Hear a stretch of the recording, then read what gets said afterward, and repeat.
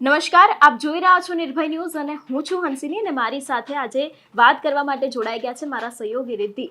આજના દિવસની સૌથી મહત્વપૂર્ણ ખબર એટલે કે કોંગ્રેસ અને આપનું ગઠબંધન તૂટી ગયું છે। વિસાવદરમાં હવે ત્રિપાખીઓ જંગ જામવાનો છે અને ખાસ કરીને હવે કેન્દ્ર લેવલ ઉપર જ ફક્ત આમ આદમી પાર્ટી અને કોંગ્રેસનું ગઠબંધન રહેવાનું છે। ગુજરાતમાં ક્યાંય પણ હવે કોંગ્રેસ અને આપનું ગઠબંધન જોવા મળશે નહીં। એટલે વાત વિસાવદરની પેટા ચૂંટણીની હોય કે પછી કડીની પેટા ચૂંટણીની હોય, હવે ક્યાંય પણ ત્રિપાખીઓ જંગ જામવાનો છે। ક્યાંય પણ આપણને આપ અને કોંગ્રેસનું ગઠબંધન જોવા મળશે નહીં। વિસાવદરમાં હવે શું થશે, શું સંભાવનાઓ છે અને ખાસ કરીને ગોપાલ ઇટાલિયાને જીતવું હવે કેટલું ભારે પડી શકે છે, એ જ વાત આજે તમારી પાસેથી સમજવી છે। બિલકુલ।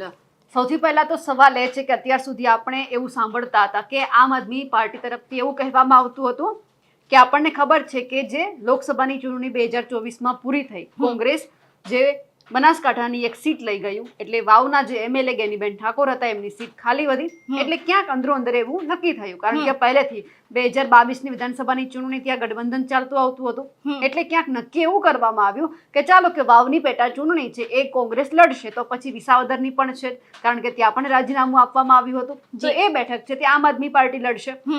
નક્કી આવું થયું, છેલ્લે સુધી આવું ચાલતું હતું, પછી અચાનક એવું જાહેર થયું કે હવે જે પિટિશન છે તે પાછી ખેંચી લેવામાં આવી છે, એટલે કે ચૂંટણી હવે થવાની છે, એટલે હવે કોંગ્રેસે સીધું એવું વિચાર્યું કે ચાલો હવે આપણે સીધો છક્કો મારી દઈએ, એટલે કે અત્યાર સુધી એવું હતું કે હવે આપણને કોણ ના પાડવા વાળું છે, એટલે હવે આપણે પણ ચૂંટણી લડવી છે, કારણ કે એમ કહેવાય ને કે એક એમને હિંમત અને કે આશા જાગી કે ચાલો અમે અમારા ઉમેદવાર ઉભા રાખીશું તો ક્યાંક વાવમાં જીત્યા એ જ રીતે આપણે વિસાવદરમાં પણ જીતીશું, એટલે કે આમ આદમી પાર્ટીને ભલે ને આપણે વચન આપ્યું છે પણ આપણે આપણું કરી લઈશું। એટલે કે જ્યારે આ એવું નક્કી થયું કે ચૂંટણી થવાની છે એ જ દિવસ દરમિયાન આપણને કોંગ્રેસમાં સ્પષ્ટ એવું દેખાતું હતું, કારણ કે એમના જે પ્રવક્તા હોય કે નેતાઓ હોય એમના એક જ નિવેદન એવા હતા કે હજુ કે નક્કી નથી થયું કે આમ આદમી પાર્ટી અને કોંગ્રેસનું ગઠબંધન થવાનું છે, પણ આમ આદમી પાર્ટીના જે પ્રવક્તા હોય કે પછી નેતાઓ હોય એ અડગ હતા કે ના, વાવની અંદર કોંગ્રેસે ઉભા રાખ્યા તો વિસાવદરની અંદર અમે ઉભા રાખવાના છીએ, અહીંયા ગઠબંધન થવાનું છે, એટલે કે કોંગ્રેસ પોતાના ઉમેદવાર ઉભા નહીં રાખે। પણ હવે સવાલ એ છે હવે ત્રિપાખીઓ જંગ થવાનો છે,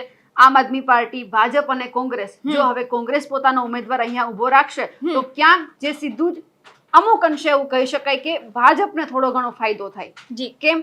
કારણ કે મત છે તે ઘણા બધા કોંગ્રેસની અંદર જતા રહે, જે વ્યક્તિને ભાજપમાંથી કોઈ ઉમેદવાર ઉભો રાખ્યો એમને ભાજપ નથી જોઈતું તો વિચારે કે કોંગ્રેસને આપી દો ને, વિભાજન થઈ જાય, અને આમ આદમી પાર્ટી તરફ ન જાય, કારણ કે આમાંથી ઘણા બધાની માનસિકતા એવી હશે કે ગોપાલ ઇટાલિયા તો વિસાવદરનું છે નહીં, આયાતી ઉમેદવાર છે, વિસાવદરની અંદર એવું છે કે જે એ લોકોને એવું છે કે અમારો ઉમેદવાર હોવો જોઈએ, અમારો સ્થાનિક ઉમેદવાર, આયાતી ઉમેદવાર નહીં, ખેડૂત ઉમેદવાર હોવો જોઈએ।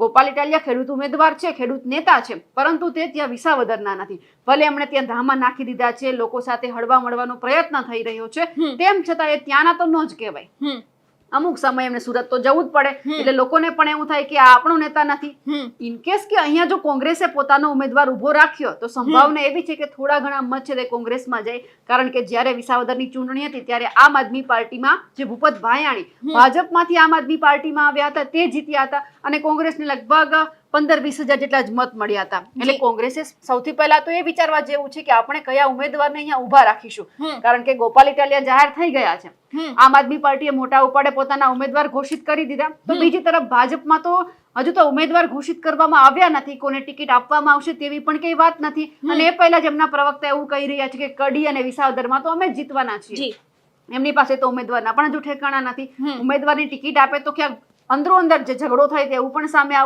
આવી શકે એવું છે, કારણ કે ભૂપત ભાયાણી છે, હર્ષદ રીબડિયા છે, બંનેને ટિકિટ જોઈએ છે, અને ભૂપત ભાયાણી તો કેટલી વાર જાહેરમાં એવું કીધું છે કે મને ટિકિટ આપશે તો મારે લડવું છે, અને જો નહીં આપે તો હું બીજાને મદદ પણ કરીશ, પણ સૌથી પહેલા તો એમને લડવાની ઈચ્છા છે, એટલે એક તરફ અહીંયા આમ આદમી પાર્ટીએ પોતાના ઉમેદવાર ઘોષિત કરી દીધા, ધામા નાખી દીધા, બીજી તરફ ભાજપના પ્રવક્તા એવું કહી રહ્યા છે કે જીતવાના તો અમે જ છીએ, એટલા ઓવર કોન્ફિડન્સ જે દિવસે ને દિવસે આ બંને પક્ષમાં વધતો જાય છે, તે ક્યાંક એવું લાગે છે કે આવનાર સમયમાં કોઈ ત્રીજા પક્ષને ફાયદો ન કરાવે, અને કોંગ્રેસ તો સ્પષ્ટ એવું કહે છે કે ગુજરાતમાં અત્યાર સુધી ક્યારે ત્રીજો પક્ષ ફાવ્યો નથી, તો આમ આદમી પાર્ટી એમનો જવાબ એવો આપે છે કે નથી ફાવ્યો પણ અમે મજબૂતાઈથી લડી રહ્યા છીએ, એટલે હવે અહીંયા ભાજપ અને કોંગ્રેસે અમારાથી ડરવાની જરૂર છે, અમે આ વખતે લડવાના છીએ અને ગોપાલ ઇટાલિયા જીતવાના છે, એટલે અંદરો અંદરની જે લડાઈ સામે આવી છે, ખાસ કરીને સૌથી વધારે અહીંયા મરો કોનો છે તો એ છે ખેડૂતોનો, ક્યાં જવું કે જો ભાજપમાં સત્તા છે પણ એમને ભાજપ જોઈતી નથી. ત્યાંની વિચારધારા ખેડૂતોની કે ત્યાંના લોકોની એવી છે કે જે સત્તામાં હોય ને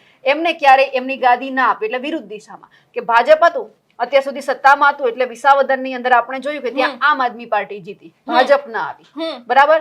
હવે અત્યારે પણ તેના લોકોમાં એવું છે, પણ મરો અહીંયા એ થાય છે કે ત્રિપાંખીયો જંગ જામવાનો છે. અને આપણે કડીમાં પણ જોયું કે ત્રિપાંખીયો જંગ જામવાનો છે, ત્યાં પણ ચૂંટણી થવાની છે, પણ ત્યાં તો ચોથું પણ આવશે, કારણ કે શંકરસિંહ વાઘેલા છે તેમણે પણ કહી દીધું છે કે હું પણ લડવાનો છું. તો આમ આદમી પાર્ટી એવું વિચારશે કે આ વિસાવદરમાં વચ્ચે આવ્યા છે, પગ અડાડ્યો છે, તો અમે પણ કડીમાં કેમ ના અડાડીએ? અમને મરો કરવા માટે આવ્યા છે તો કોંગ્રેસમાં આપણે પણ કડીમાં જઈએ. એટલે ક્યાંક અંદરો અંદરનું જે આ ગૂંચવણ આ બધું એટલું થઈ રહ્યું છે. અને છેલ્લે અહીંયા મરો આવે છે તો લોકોનો, કારણ કે લોકોને એવું છે કે અમારા કામ કરે એવો જોઈએ. ખાસ કરીને એક વિષય એવો પણ છે હંસિની, આપણે જોયું કે જે ઇકોઝોનનો મુદ્દો એક સમય હતો, આમ આદમી પાર્ટીના નેતાઓ ખૂબ લડ્યા. કેમ તને ખબર છે? કારણ કે ત્યાં વિસાવદરની પેટા ચૂંટણી બાકી હતી. એમને ખબર હતી કે ગમે ત્યારે પિટિશન છે તે પાછી ખેંચાવવાની છે. જો અત્યારથી મહેનત કરીશું, અત્યારથી રસ્તો ખુલ્લો રાખીશું તો આવનાર સમયમાં આપણને ફાયદો થશે. એટલે આમ આદમી પાર્ટીએ જબરદસ્ત રીતે ઇકોઝોન મુદ્દે લડત આપી, પણ કોંગ્રેસ ત્યારે ક્યાંય ન દેખાયું. કોંગ્રેસને કંઈક મનમાં શું હશે ખબર નહીં, પરંતુ હવે એમને ઉમેદવાર ઉભો રાખવો. સૌથી પહેલા તો કયો ઉમેદવાર, કારણ કે ત્યાં અમને મજબૂત ચહેરો પણ ગોતવો પડે. ગોપાલ ઇટાલિયા આમ આદમી પાર્ટી માટે એક મજબૂત ચહેરો છે, ખાસ કરીને લોકોના પ્રશ્ન ઉઠાવી રહ્યા છે. કારણ કે ગુજરાતની અંદર જો વિરોધ પક્ષના નેતા તરીકે કોઈ નામ ચર્ચાતું એટલું બધું હોય કે જે ખેડૂતોના સૌથી વધારે મુદ્દા ઉઠાવતા હોય તો ગોપાલ ઇટાલિયા છે. કારણ કે ગૃહ રાજ્યમંત્રી હર્ષ સંઘવીને પણ સીધું મોઢા ઉપર કહી દે છે. એટલે લોકોને એવું છે કે વિસાવદરમાં આવ્યા તો આપણા પ્રશ્ન ઉઠાવશે, જો કોંગ્રેસ આવી તો આપણા પ્રશ્નો કોણ ઉઠાવવાનું છે? એટલે આપણે એક વિચાર એવો આવે કે ભાજપ ને કોંગ્રેસ રહેવા દો ને, આપણે ભાજપને મત નથી આપવા, કોંગ્રેસને મત નથી આપવા, આપણે આમ આદમી પાર્ટી એટલે ગોપાલ ઇટાલિયાને મત આપીએ, બરાબર. એટલે કોંગ્રેસ માટે ત્યારે પણ અઘરું હતું. જો કોંગ્રેસે એક સમય ઇકોઝોન મુદ્દે જો લડત આપી હોત તો આજે એમના માટે થોડું ઈઝી રહેત, પરંતુ અત્યારે મોટે ઉપાડે કહી દેવામાં આવ્યું છે કે ગઠબંધન નથી થવાનું. એટલે હવે આમ આદમી પાર્ટી વધારે જોર લગાવશે જીતવા માટે. જીતવું તો પડશે, કારણ કે અત્યારથી જ ઉમેદવાર ઘોષિત કરી દીધા છે. જો નહીં હોય તો ક્યાંક એવું લાગશે કે મોટે ઉપાડે જયારે હાલી નીકળ્યા હતા કે તમારે ઉમેદવાર ઉભો રાખવાનો છે એને ઘોષિત કરી દીધો, અને પછી જો તમે હારી જાવ એટલે સૌથી વધારે તો એ લોકોને ત્યાં એવું આવે કે આટલી મહેનત કરી તેમ છતાં હારી ગયા. સૌથી પહેલા પ્રચાર પ્રસાર શરૂ કરી દીધો અને અચાનક ક્યાં ખૂટ પડી. એટલે હવે એ નથી સમજાતું કે આ ગઠબંધન શેના માટે તૂટ્યું છે? ભાજપને જીતાડવા માટે, આમ આદમી પાર્ટીને ખાસ કરીને વધારે હરાવવા માટે, કે વધારે હજુ તો ગુજરાતની અંદર ધીમે ધીમે ઉભરી રહી છે અને ત્યાં જ જ્યારે મોટી થાય એ પહેલા જ એમને દબાવી દઈએ એટલા માટે આ ગઠબંધન તૂટ્યું છે કે નહીં તે પણ સવાલ છે અત્યારે. રીતિ, એક અગત્યનો પ્રશ્ન મારે પૂછવો છે કે ભારતીય જનતા પાર્ટી પાસે સત્તા છે, એ ઉમેદવાર કોઈકનું કોઈક ઊભું રાખી દેશે. આમ આદમી પાર્ટી પહેલેથી એક્ટિવ મોડમાં આવી ગઈ છે. ગોપાલ ઇટાલિયાએ અત્યારથી, હજી તારીખ જાહેર નથી થઈ એની પહેલા પ્રચાર પ્રસાર શરૂ કરી દીધો છે. પણ જો આ બેઠકમાં કોઈને ડખો પડ્યો હોય તો એ છે કોંગ્રેસ, કારણ કે કોઈ એવો ઉમેદવાર નથી જેને ત્યાં ઉતારી શકે. અને બીજી વસ્તુ એ કે જે પ્રમાણે આ લોકો એક્ટિવ મોડમાં આવ્યા છે હજી આ દેખાયા નથી. રાહુલ ગાંધી આવ્યા એટલે ક્યાંક કોંગ્રેસ સક્રિય થઈ, અધિવેશન યોજાયું. 64 વર્ષ બાદ ગુજરાતમાં ક્યાંક એ લોકોના અધિવેશન જોવા મળ્યા, બધા એકઠા થયા. પણ એને જ કારણે હવે શક્તિસિંહ ગોહિલે તલવાર તો કાઢી દીધી છે, પણ ત્યાંના ઉમેદવાર કોણ, ખાસ કરીને ત્યાં હોય કે પછી કડી હોય, કોઈ એવું ચર્ચિત ઉમેદવાર નથી કે જે ખેડૂતો માટે જઈ શકે, ત્યાં જઈને વાત કરી શકે, લોકોને સમજી શકે. જે પ્રમાણે ગોપાલ ઇટાલિયા આપણે જોયા છે છેલ્લા ઘણા દિવસથી એ ત્યાં જઈ રહ્યા છે, લોકોને મળી રહ્યા છે, વાતો સાંભળી રહ્યા છે કે તમે તમારી વાતનું નિરાકરણ લાવીશું તેવી પણ વાત કરી રહ્યા છે. પરંતુ ક્યાંક આજ જે નિર્ણય લેવામાં આવ્યો છે એમાં કોંગ્રેસને કોઈક ફટકો પડી શકે છે ખરી? બિલકુલ. એટલે સવાલ એ પણ છે કે અત્યાર સુધી એવું હતું કે જ્યાં સુધી રાહુલ ગાંધીનો ગુજરાત પ્રવાસ નહોતો, અધિવેશન નહોતું, ત્યાં સુધી એવું હતું કે અંદરખાને એવું લાગતું હતું કે ક્યાંક ને ક્યાંક જે છે લડવાનું છે તો ગઠબંધન તરીકે લડવાનું છે. પણ હવે રાહુલ ગાંધીના પ્રવાસ વધ્યા એટલે રાહુલ ગાંધીએ પણ ક્યાંક ટકોર કરી હોય કે ગુજરાતમાં ભલે કોઈ પણ ચૂંટણી હોય, પેટા કેમ ના હોય કે સ્થાનિક કેમ સ્વરાજની કેમ ના હોય, લડવાનું તો છે. ઉમેદવાર તમે ઉભો રાખો, હારીશું જીતીશું એ બીજો સવાલ છે, પણ અત્યારે ઉમેદવાર ઉભો રાખશો તો લોકોને એવું લાગશે કે કોંગ્રેસ હજુ પણ છે, ખતમ નથી થઈ ગઈ. જો તમે ઉમેદવાર જ ઉભો નહીં રાખો તો પછી લોકોને એવું લાગશે કે કોંગ્રેસ તો ક્યારેય જીવતી થવા માંગતી જ નથી, ઉભી થવા માંગતી જ નથી. એટલે તમે હારો જીતો જે પણ કરો, ભલે 2-5 હજાર તમે મત લઈને જાઓ પણ તમે ઉભા રહો.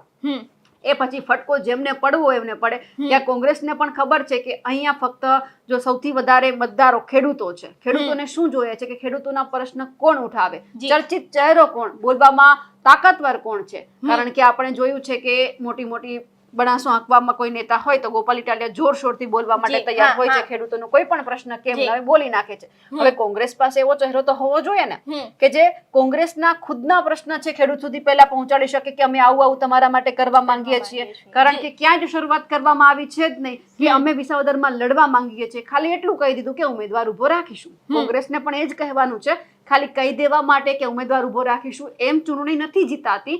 તમારે મહેનત કરવી પડે છે. તમારી પાસે એક એવો મજબૂત ચહેરો હોવો જોઈએ કે જ્યાં જઈને ખાસ કરીને તો પહેલા ગોપાલ ઇટાલિયાને ટક્કર આપે, કારણ કે ગઠબંધન તમારું એમની સાથે તૂટ્યું છે. જી. અને ખાસ કરીને પછી તો ભાજપનો બીજો સવાલ છે. આમાંય ભાજપને હજુ વિચાર છે કે ગોપાલની સામે કયો ચહેરો ઉભો રાખવો. એટલે કોંગ્રેસે પહેલા ટક્કર આપવાની છે ગોપાલ ઇટાલિયા એટલે કે આમ આદમી પાર્ટીને, પછી બીજો સવાલ ભાજપ માટે આવે છે. જી. એટલે ખાસ કરીને રિદ્ધિ, હવે વિસાવદરની ચૂંટણી હશે કે ગુજરાતની કોઈ પણ ચૂંટણી હશે, હવે દરેક જગ્યાએ ત્રિપાંખ્યો જંગ જામવાનો છે. એ વાત ચોક્કસ થઈ ગઈ છે, કારણ કે ગુજરાતમાં ગઠબંધન તૂટી ગયું છે. અને આ સીધી જ વાત કોંગ્રેસના શક્તિસિંહ ગોહિલ દ્વારા કહી દેવામાં આવી છે. કેન્દ્ર લેવલ પર હજી સુધી ગઠબંધન છે, એ લોકો દ્વારા પણ કહેવામાં હજુ આવ્યું એક ખાસ વાત એ પણ છે કે હવે આવનાર સમયમાં ચાર પાંખીઓ જંગ થાય તો પણ નવાય નહીં. હા, હજુ જી, અપક્ષોને તો આપણે ગણતા જ નથી, કારણ કે શંકરસિંહ વાઘેલા પણ એક્ટિવ જી. છે. કડીમાં તો કહી દીધું છે. એટલે હવે આમ આદમી પાર્ટી પણ હવે એવું લાગે છે કે કડીમાં પણ પોતાનો ઉમેદવાર છે તે ઉભો રાખશે. ગમે તેવો હશે કે ઉભો રાખો, ભલે મત તૂટે. કારણ કે કોંગ્રેસે જે વિસાવદરની ચૂંટણીમાં વચ્ચે પગ નાખ્યો છે તો આપણે પણ નાખવો જ પડશે. કારણ કે હવે ક્યાંક એવું લાગે છે કે અણબનાવ સામે આવ્યો છે. હા, કંઈક ડખા થયા હા, હશે. કારણ કે અંદરો અંદરનો ડખો સામે આવ્યો. અને ખાસ વાત એ કે આજે ઘણા બધા સામાજિક કાર્યકરો જે આમ આદમી પાર્ટીના છે તે પણ કોંગ્રેસમાં જોડાયા. અત્યાર સુધી અંશીને એવું લાગતું હતું કે ખાલી આમ આદમી પાર્ટીના અંદરો અંદરના નેતાઓ છે તેમને જ ભાજપમાં જવાનો રસ છે. કારણ કે આપણે ઘણી બધી જગ્યા ઉપર વાત જોયું છે, સાંભળી હતી. હા. ઉમેશ મકવાણાની વાત હતી, એમણે તો ના પાડી દીધી. પણ એમની પહેલાનો એક સવાલ એ કે આમ આદમી પાર્ટીમાં ભાજપના જે એમનું ગોત્ર કહી શકાય ભૂપત ભાયાણી હતા, જી. ના જ પાડતા હતા. ચૂંટણી નહીં જીતી જવું, ગયા હા. પછી નતું જવું અને અચાનક પછી જતા ભાજપમાં રહ્યા. ગયા. હવે જી. ક્યાંક ઉમેશ મકવાણાનું ગોત્ર પણ ભાજપ સાથે જોડાયેલું છે. અત્યારે ના પાડી રહ્યા છે, પછી ક્યારે આવનાર સમયમાં પક્ષ પલટો કરો તે પણ નક્કી નહીં. જી. હવે આ જ વાતની વચ્ચે એ સામે આવ્યું કે આમ આદમી પાર્ટીમાંથી ઘણા બધા કાર્યકર્તાઓ કોંગ્રેસમાં જોડાયા છે. કોંગ્રેસમાં તો જોડાઈ ગયા, બરાબર. એટલે હવે અહીંયા ગુજરાતની અંદર તો આમ આદમી પાર્ટીને ફટકો છે જ, કારણ કે ચૂંટણી નજીક છે. અને ધીમે ધીમે કાર્યકર્તાઓ જો કોંગ્રેસ અને ભાજપમાં જાય તો પછી અહીંયા આપને કઈ રીતે ટકાવી રાખવી તે એક સવાલ છે. અને સાથે સાથે વિસાવદરમાં કઈ રીતે આમ આદમી પાર્ટીને ટકાવી રાખવા માટે ગોપાલ ઇટાલિયા મહેનત કરે છે તે પણ જોવાનું છે. જી. એટલે ખાસ કરીને એક વસ્તુ જોવાની એ જ છે કે વિસાવદરની બેઠક હોય કે પછી કડીની કોઈ પણ બેઠક હોય કે કોઈ પણ પેટા ચૂંટણી લઈ લો, સ્થાનિક સ્વરાજની ચૂંટણી લઈ લો, હવે ગુજરાતમાં ત્રિપાંખ્યો જંગ જામશે. અથવા તો પછી ચાર પાર્ટી મેદાન ઉતરે તો પણ કોઈ નવાઈની વાત નથી રહી, કારણ કે હવે ગઠબંધન તૂટી ગયું છે. રાજ્ય લેવલે કોંગ્રેસ અને હવે આમ આદમી પાર્ટી એક નથી થવાની, તે વાતનો સૌથી મોટો ખુલાસો થઈ ગયો છે. એટલે હવે આગામી દિવસોમાં ખાસ કરીને એ જોવાનું રહેશે કે ભાજપ માટે આ સહેલું બને છે કે પછી કોંગ્રેસને ભારે પડે છે કે પછી ગોપાલ ઇટાલિયા જે અત્યાર સુધી આમ આદમી પાર્ટીએ પોતાનો મુરત્યો જાહેર કરી દીધો છે, હજી કોઈ જ તારીખો સામે નથી આવી, તેમ છતાં પણ આટલા એક્ટિવ મોડમાં જોવા મળી રહ્યા છે, તો ક્યાંક કદાચ એ લોકોને પણ આ વાત ભારે પડી શકે છે. એટલે જોવાનું રહેશે કે ગુજરાતમાં હવે આગામી રાજકારણ કેવું રહેવાનું છે. અને ખાસ કરીને વિસાવદર હોય, કડી હોય કે ગુજરાતની કોઈ પણ ચૂંટણી હોય, હવે એમાં ત્રિપાંખ્યો અથવા તો પછી ચાર લોકોની પાર્ટી મેદાને ઉતરવાની છે. અને સાથે જ આ જીતનો જશ્ન જે લોકો અગાઉથી મનાવી રહ્યા છે કોને ભારે પડશે, કારણ કે પ્રવક્તા તો બધા કહી રહ્યા છે અમે જીતવાના છીએ. એટલે આ જીત હવે કોને પચાવવા માટે વહમી પડે છે તે પણ જોવાનું છે. અમારા અહેવાલને લઈને આપનું શું કહેવું છે કમેન્ટ કરીને ચોક્કસથી જણાવજો. સાથે જ અમારી નિર્ભય ન્યૂઝ ચેનલને લાઇક, શેર અને સબસ્ક્રાઇબ કરવાનું ભૂલશો નહીં. નમસ્કાર.